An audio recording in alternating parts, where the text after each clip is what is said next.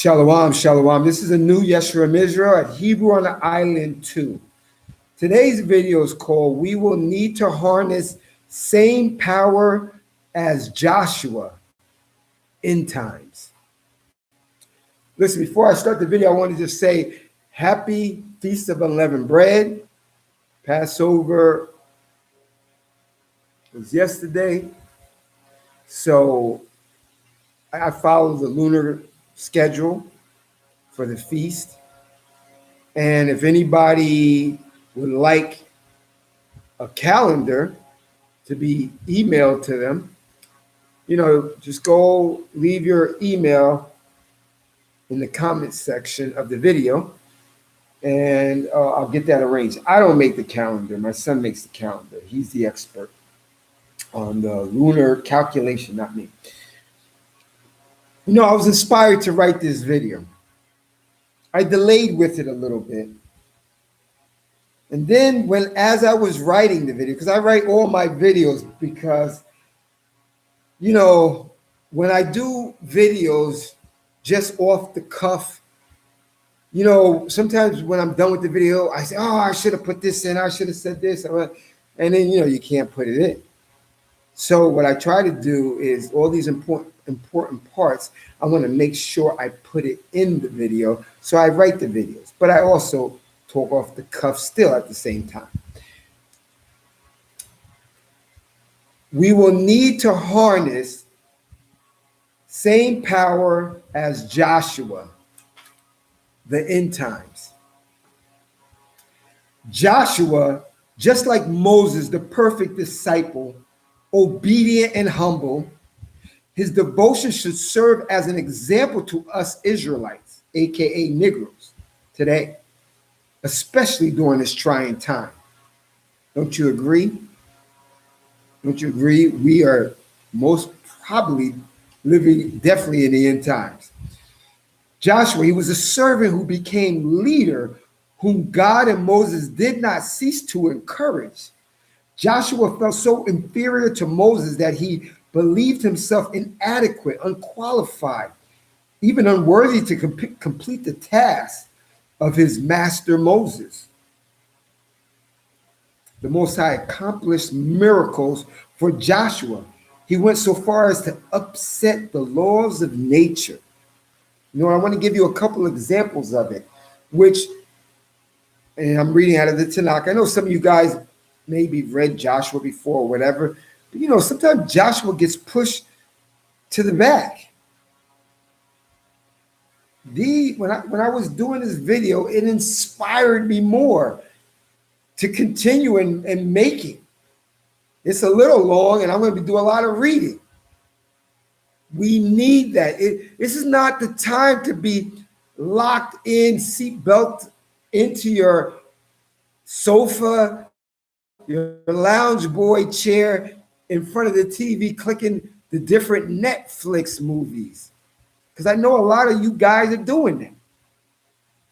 Because some of you don't realize the time we're living in and the thing that is actually going on. You actually think there's light at the end of this tunnel. Well, I have news for you. It's not a light. It's 5G. It's viruses. It's drones. It's their media. It's all type of poisons and police and military. Guillotines and other crazy stuff. That's what's at the end. Come me to Joshua chapter 3. I'm going to read verses 9 to 17. I may be jumping around here and there. But what you have to do is just stop the tape. I'm reading Joshua 3 and read the whole Joshua 3. And Joshua said to the Israelites, come closer and listen to the words of the Lord, your God, the sovereign one over the earth. By this, Joshua continued, you shall know that a living God is among you, and that he will dispose for you the Canaanites, the Hittites, the Hivites, the Perizzites, the Girgashites, the Amorites, and the Jebusites.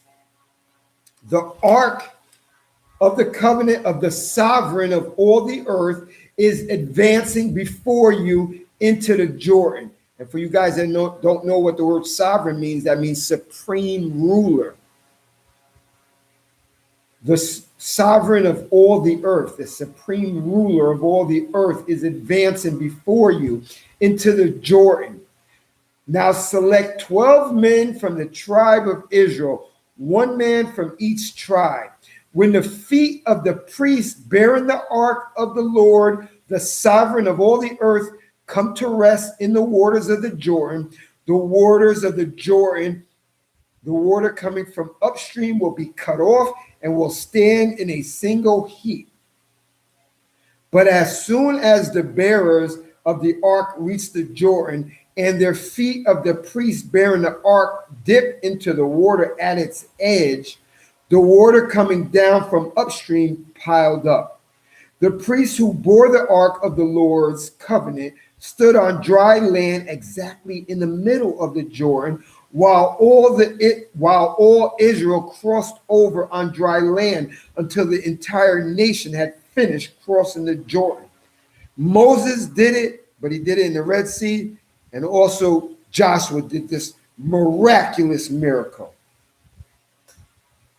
Come with me to Joshua 6, verses 1 and 2, and several other verses throughout Joshua chapter 6.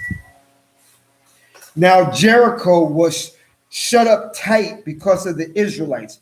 No one could leave or enter. The Lord said to Joshua, "See, I will deliver Jericho and her king and her warriors into your hands." Joshua, son of Nun, summoned the priests and said to them, "Take up the ark of the covenant and let 7 priests carrying 7 ram's horns precede the ark of the Lord, and instruct the people, go forward, march around the city."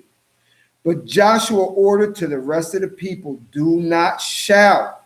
Do not let your voice be heard, and do not let a sound issue from your lips until the moment that I command you, shout. Then you shall shout." They did this for several days, then returned to their camps. On the 7th day, they rose at daybreak and marched around the city in the same manner 7 times. That was the only day they marched around that city 7 times. On the 7th round, as the priest blew the horn, Joshua commanded the people, "Shout, for the Lord had given you the city. The city and everything in it are to be prescribed," that means destroyed. "For the Lord, only Rahab the harlot is to be spared, and all who are with her in the house, because she hid the messengers we sent." While I'm reading these things, I'm showing you the miracles that Joshua did in his perilous things that he had to go through. Just like the perilous times we are now in, Israelite. Coronavirus, Kamatasi, or whatever, however you say it, the military now patrolling streets, the cops going crazy, all the laws that are passed to make you stay in your house, to make you stay away from people, to restrict you. And it's going to get worse. So I'm showing you events that happened to Joshua and the miracles that ensued because he was obedient. Joshua chapter 10, verses 12 to 14. Joshua chapter 10, verses 12 to 14. And I'm going to skip around on other things too. Just read the whole Joshua chapter 10 when you get time. Joshua chapter 10. I'm going to start at 1 right now. When King Adonizak of Jerusalem learned that Joshua had captured Ai and prescribed it, that means destroyed it, doomed it, treating Ai and its king as he had treated Jericho and its kings, and moreover, the people of Gibeon had come to terms with Israel and remained among them. He was very frightened, that king from Ai. So King Adonizedek of Jerusalem sent message to 5 other kings. Come up and help me defeat Gibeon, for it has come to terms with Joshua and the Israelites. The Lord said to Joshua, do not be afraid of them, for I will deliver them into your hands. Not one of them shall withstand you. Joshua took them by surprise, marching all night from Gilgal. While they were fleeing before Israel down the descent from Beth Horon, the Lord hurled huge stones on them from the sky, all the way to I.S.U.P.K, and they perished, more perished from the hailstones than were killed by the Israelite weapons.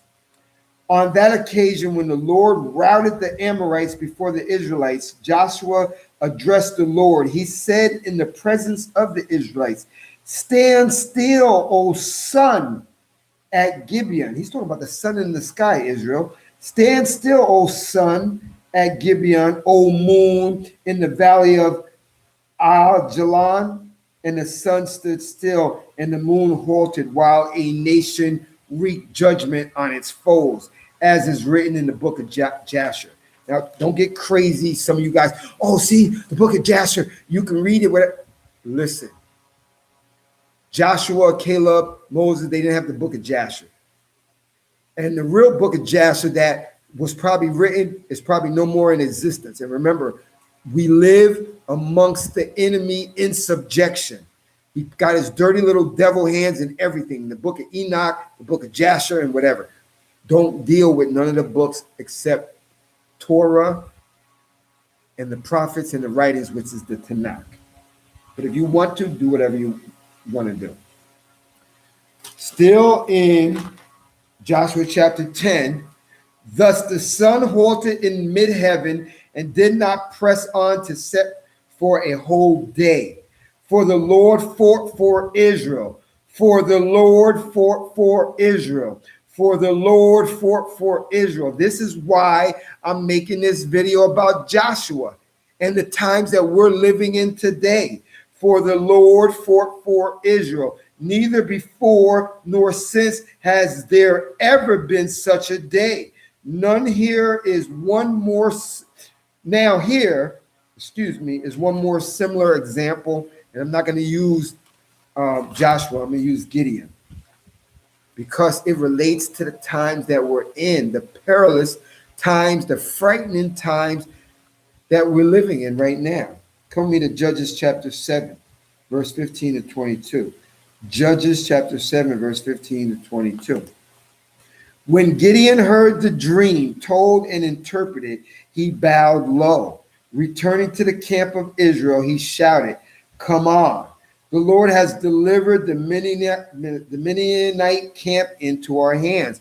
Remember, when you are obedient, children of Israel, as Joshua, Moses, Gideon, King David, and all the likes, Samson and all the likes of the rest of them, he's going to deliver the enemies into your hands. That's why I'm making this video about Joshua, a very special Hebrew Israelite forefather. And Gideon's story reflects that same miracle, sovereign power of the God of Abraham, Isaac, and Jacob, and his faithfulness to you and to me. Despite how it looks, despite the incoming tsunami of terror, he will deliver the enemies into our hands. We don't have to fear, but there's a caveat. Judges 7, verse 15, Judges chapter 7, verse 15 to 22. Now I'm going to reference Gideon right now. When Gideon heard the dream told and interpreted, he bowed low. Returning to the camp of Israel, he shouted, come on, the Lord has delivered the Midianite camp into our hands. He divided the 300 men into 3 columns and equipped every man with a ram's horn and an empty jar with a torch in each jar. Watch me, he said, and do the same. When I get to the outpost of the camp, Do exactly as I do. When I and all those with me blow our horns, you too, all around the camp will blow your horns and shout for the Lord and for Gideon. Gideon and the 100 men with him arrived at the outpost of the camp at the beginning of the middle watch, just after the sentries were posted. They sounded the horns and smashed the jars that they had with them. And the three columns blew their horns and broke their jars, holding the torches in their left hand and the horns for blowing in their right hand. They shouted, "A sword for the Lord and for Gideon." Remember, I told I'm reading more. I'm on verse 21. They remained standing. See, they didn't even engage him. This is why I'm telling you, the Most High will pour and sift the enemy right into our hands, as he did our forefathers. But there's a caveat. The remaining standing, all right, hold on, okay. They remained standing where they were, surrounding the camp, but the entire camp ran about yelling that they were going to conquer. They remaining standing, Gideon, where they were, surrounding the camp, but the entire camp, that camp that they want to conquer, ran about yelling and took flight. For when the 300 horns were sounded, the Lord turned every man's sword against his fellow throughout the camp, and the entire host fled as far as Beth Shittha and on Zerara, as far as the outskirts of Abel Malah, near Tabbath. Now, I tell you all these things, Israel, because the God of Abraham, Isaac, and Jacob doesn't change. The problem is that we change like our foreparents and revert backwards. We are now, and I mean now, in the last days spoken about in the law and history book, the Tanakh. Our biblical enemies again have surrounded the present day physical Israelites, aka Negroes, who only suffer the curses of Deuteronomy 28, Leviticus 26, and none else. Israelites, we are going to need the same type of miracles as Joshua and Gideon, Moses, King David, Samson, and the like. Soon our enemies are working on their final plot devices to rid the earth of Israelites. But we know the Most High ain't having that completely. Their plot will be very successful with all the physical Israelites that refuse to acknowledge who they are and keep the God of Abraham, Isaac, and Jacob's laws. The Most High will see to it that they're done away with. Zechariah speaks of this. Zechariah 13, verse 7, 8, and 9. Zechariah 13, verses 7, 8, and 9.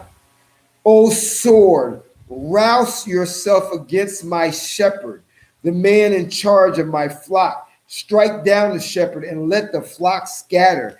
And I also turn my hand against all the shepherd boys. Throughout the land, declared the Lord, 2/3 shall perish, shall die. So in this coming end time event that's soon approaching, yes, Israelites, many, 2/3 are going to die miserably. And 1/3 of it shall survive. The third I will put into the fire, and I will smelt them as one smelt silver, and test them as one tests gold. They will invoke me by name, and I will respond to them. I will declare, you are my people, and they will declare, I, the Lord, is our God. The Lord is our God, our power. Our biblical enemy, heathens, have great, powerful, high-tech weapons, systems, and devices on the ready. The media, 5G, biological weapons, robots, drones, weather weapons, and the list goes on. It's just a matter of time now when the game actually really, really begins.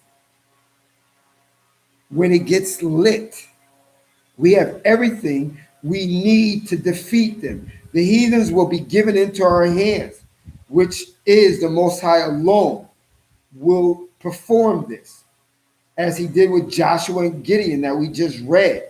Joshua and Gideon, but we must do as the Most High commands and only serve and revere him, the sovereign one over the earth, the ancient of days that comes in the clouds, the high and lofty one whose name is holy, who abides in eternity. Right now it looks bad and kind of impossible for us to win and escape. But no, it's as easy as this. And you will never fear anything that is now coming on the bleak horizon. Joshua will tell you. You know what? I'm not going to sum it up. We're going to read it. You know, this is a time for us to get serious about the Most High, not having just 1 foot in or 1 foot out. Be totally committed to the service, the reverence, the magnification, the exaltation, the praising of the Most High and reverencing of the Most High and following his laws as Joshua did, obedient. You know, in Numbers, 14, it says, Caleb, my servant, he had a different spirit. He followed me fully. That's why Joshua and Caleb and their families were the only one admitted into the promised land. All the rest were killed. Do you want to be like all the rest? I'm telling you, don't follow the crowd. Joshua didn't follow the crowd. Gideon didn't follow the crowd. Caleb didn't follow the crowd. Moses didn't follow the crowd. King David didn't follow the crowd, and so on and so forth. You don't follow the crowd. Of course, it's going to be unpopular. You know, my channel is not popular. Look at the genre. It's about Hebrewism. It's not popular. It's about the Tanakh, the law. It's not popular. I'm not following the crowd. The crowd is the Messianic Hebrews and Jesus in the New Testament and all those other books. You know what happens always to the crowd. They get proscribed. That means doomed. Joshua, and this is the caveat that I talked about before, that is the only way that the Most High is going to deliver our enemies into our hands. Israelites, it will be done. It can be done. But this is the caveat. Joshua explains it in Joshua chapter 23 and 24. I can just read 23, but no, you've been watching a lot of TV. Spend some time in the Word. It says in Isaiah 34, I'm paraphrasing, seek ye out of the book of the Most High and read, and none of these things shall fail. But how will you know about the things that will not fail if you don't read? We're reading the entire Joshua 23 and 24. You need this. So when the time actually comes and it becomes lit, there's no turning back. You know where to draw your strength from. You know what's required. Joshua chapter 23. Joshua chapter 23. Much later, after the Lord had given Israel rest, I'm reading out of the Tanakh. Much later, after the Lord had given Israel rest from all the enemies around them, and when Joshua was old and well advanced in years, Joshua summoned all Israel, their elders and commanders, their magistrates and officials, and said to them, I have grown old and advanced in years. You have seen all that the Lord your God had done to all those nations on your account. For it was the Lord your God who fought for you. See, I have allotted to you by your tribes and territories of the nations that still remain, and that of all the nations that I have destroyed, from the Jordan to the Mediterranean Sea in the west. And one thing I want to note, I had one comment. I don't know if they were a subscriber. I don't think so. They were making a comment on one of my videos. Oh, it's not time for this. Women, you don't have to do this. You don't have to do this. But everything that the Most High did, he did it in the physical. You got to roll your sleeves up. You got to get confidence. Stop being weak and timid. For their kingdom to fall and our kingdom to rise, the Most High does it. And guess who he's going to do it through? You better gear up. Get on deck. Joshua 23, verse 5. The Lord your God himself will thrust them out on your account and drive them out to make way for you, and you shall possess their land as the Lord your God promised you. But be most resolute to observe faithfully all that is written in the book of the teaching of Moses, without ever deviating from it to the right or to the left, and without intermingling with these nations that are left among you. Do not utter the name of their gods with a small g, or swear by them. Do not serve them or bow down to them, but hold fast to the Lord your God, as you have done to this day. The Lord has driven out great, powerful nations on your account. That's what I'm telling you. This is the caveat. Don't worry about this end times if you're a law keeper. The Lord has driven out great, powerful nations on your account, and not a man has withstood you to this day. That's why don't worry about them. Don't worry about their machine guns, their sound waves, their 5G, their drones, nothing. A single man of you would put 1,000 to flight, for the Lord your God himself has been fighting for you, as he promised you. For your own sakes, therefore, be most mindful to love the Most High your El. For should you turn away and attach yourself to the remnant, For should you turn away and attach yourself to the remnant of those nations, to those that are left among you, and intermarry with them, you joining them, and they joining you, know for certain that the Lord your God will not continue to drive these nations out before you. They shall become a snare and a trap for you, a scourge to your sides and thorns in your eyes, until you perish from this good land that the Lord your God has given you. I am now going the way of the earth. Acknowledge with all your hearts and souls that not one of the good things that the Lord your God promised you has failed to happen. They have all come true for you. Not a single one has failed. But just as every good thing that the Lord your God promised you has been fulfilled for you, so the Lord can bring upon you every evil thing until he has wiped you off this good land that the Lord your God has given you. If you break the covenant that the Lord your God enjoined upon you, and go and serve other gods and bow down to them, then the Lord's anger will burn against you, and you shall quickly perish from the good land he has given you. You know what? It kind of summed it up perfectly in Joshua 23. And you know what? For that 1 second, I was like, in my mind was saying, Eddie, you don't have to read Joshua 24. It says similar. You don't have to read it, but you know what? I ain't listening to my heart. Remember that. And the heart is deceitful things and wicked things. No, I'm going to read Joshua chapter 24. Joshua chapter 24. Joshua assembled all the tribes of Israel at Shechem.